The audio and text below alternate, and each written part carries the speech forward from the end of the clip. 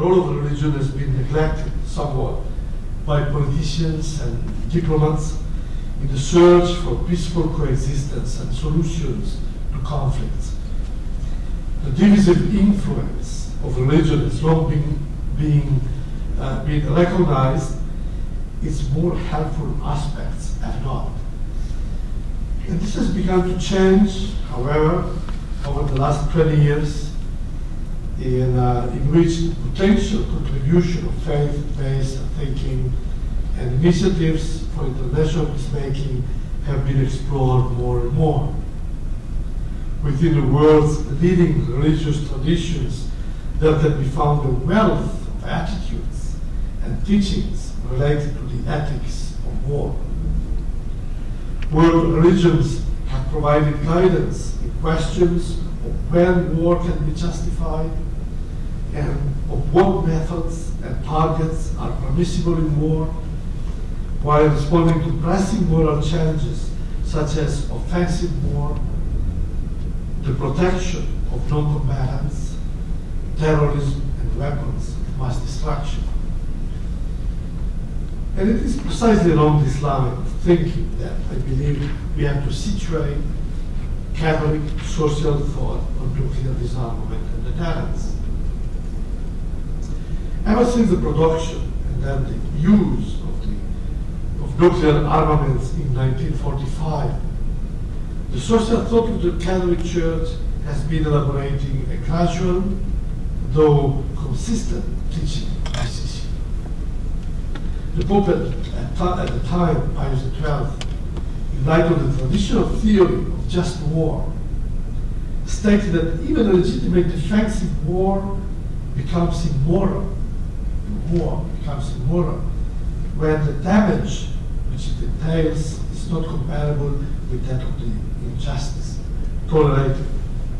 Indeed, this is no longer about defense against injustice and necessary safeguarding of legitimate possessions, but of pure and simple annihilation of all human life within the theater of action. This in 1944-45.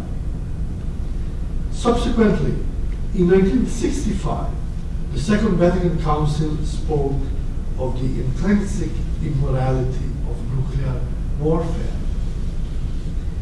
I quote, "In the act of war aimed indiscriminately at the destruction of entire cities or extensive areas along with their population is a crime against God and man himself. It merits unequivocal and unhesitating condemnation." 2 years earlier, 1963, Pope John XXIII, in his encyclical Pacem in Terris, raised the moral imperative and the urgency of nuclear disarmament in holistic terms. And I quote, "Everyone must realize that unless this process of disarmament be thoroughgoing and complete and reach man's very souls, it is impossible to stop the arms race or to reduce armaments, or, and this is the main thing, ultimately to abolish them entirely. But this requires that the fundamental principles upon which peace is based in today's world be replaced by an altogether different one, namely the realization that the true and lasting peace among nations cannot consist in the possession of an equal supply of armaments, but only in mutual trust.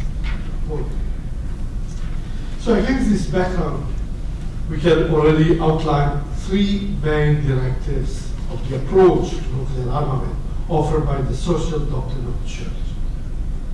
It categorically declares nuclear war immoral because it blurs the set of traditional criteria of the jus in bello, namely the principle of proportionality as they were adopted in those very years by the Geneva Conventions.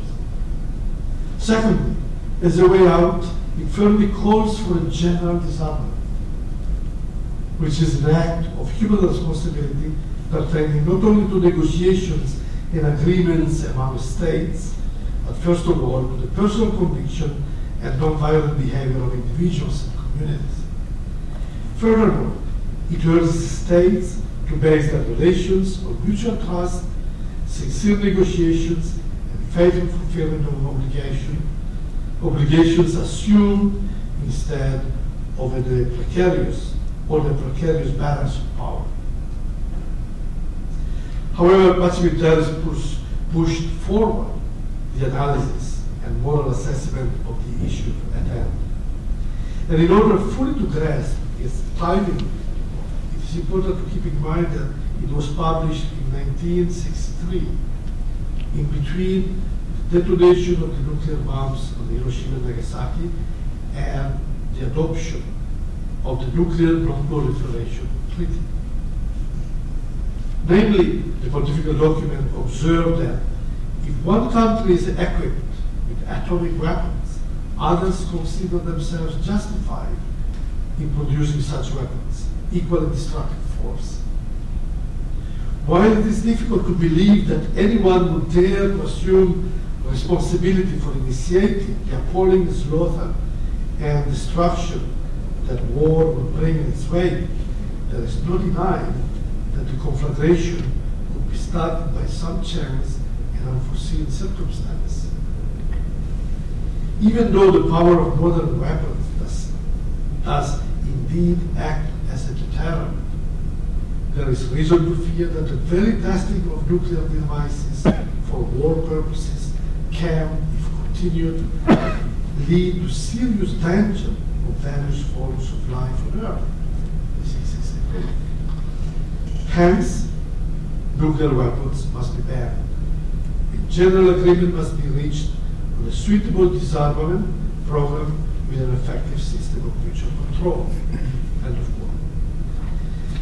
Well, it is in this line of thought and concern that the Holy See ratified the Nuclear Non-Proliferation Treaty in 1971, and ever since gave its proactive contribution to the treaty's subsequent review conferences.